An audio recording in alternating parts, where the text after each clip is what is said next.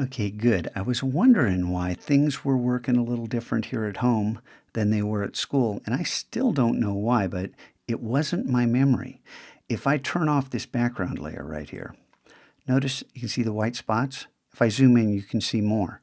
But once I turn on that background layer, and this is not a change in blending mode, it closes up those holes.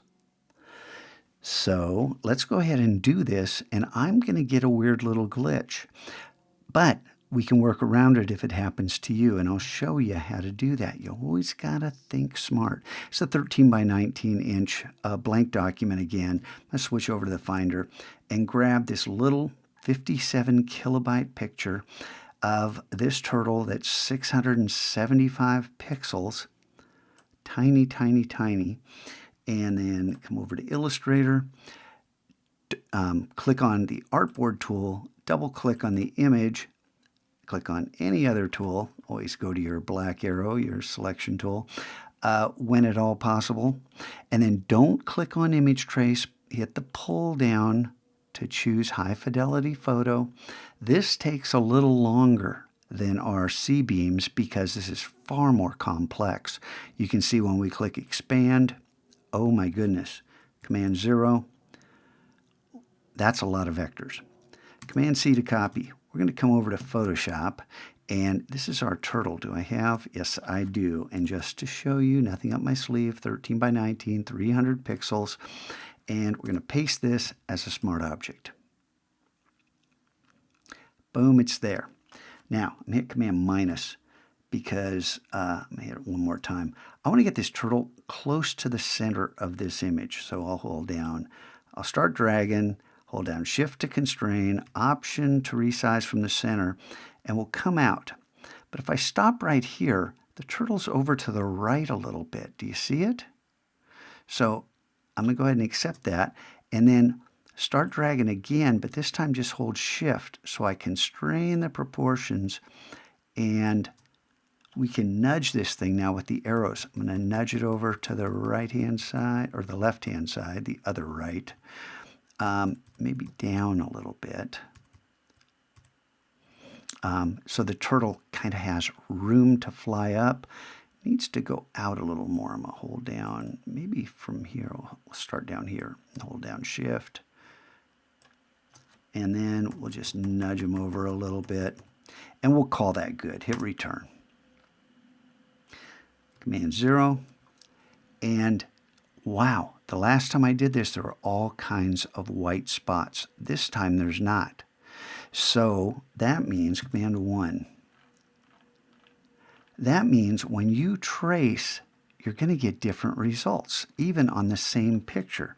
That is crazy. So that's why I got a little different behavior on that last one.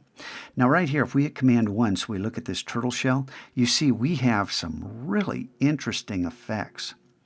However, I'm not so sure I like it like this. I'd like it a little softer. These are hard-edged.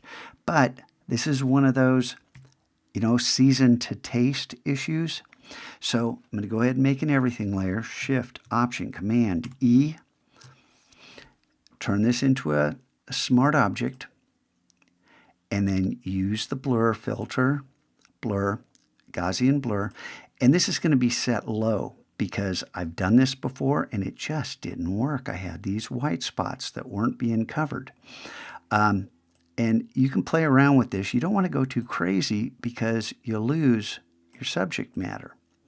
So you find something that works. And remember, you can always double click this and edit again.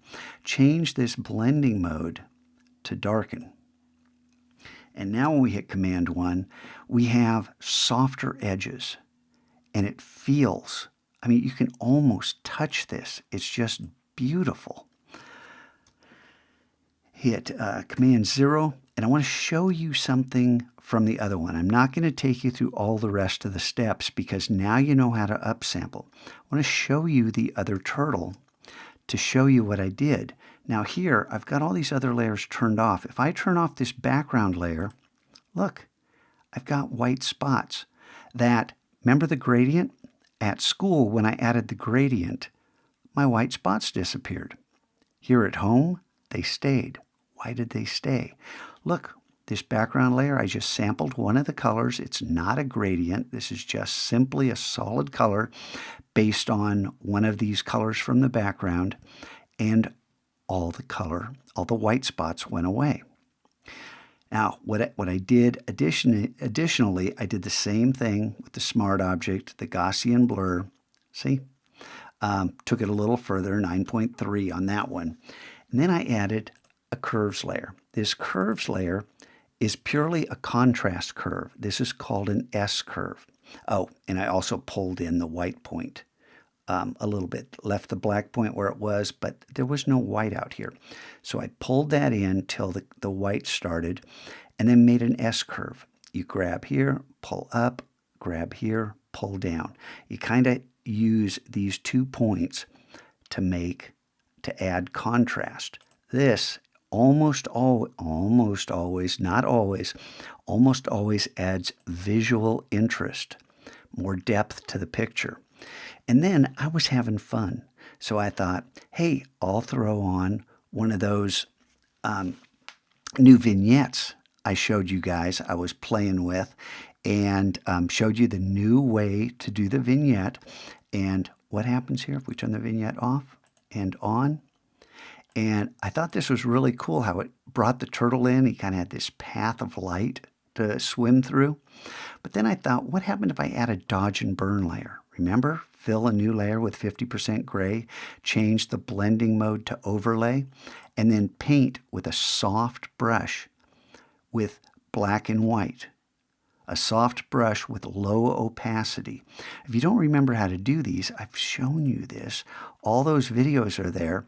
So watch the turtle, watch his back. I lightened the turtle. That's what this white stuff is here. Lightened his flippers, his head, his shell, kind of made it pop some more, and then played around with the background. Now, I don't know about you, but I think this is pretty cool. I'm not wild about this upper corner. I think I would, if I were using this back at the very beginning, I might try the content-aware fill to try to build in some more vectors so you wouldn't have this big area of solid color. But pretty amazing that I'm going to option click right here so I turn off everything but the original Smart Object I dropped in, and there's where it went. Pretty awesome, huh?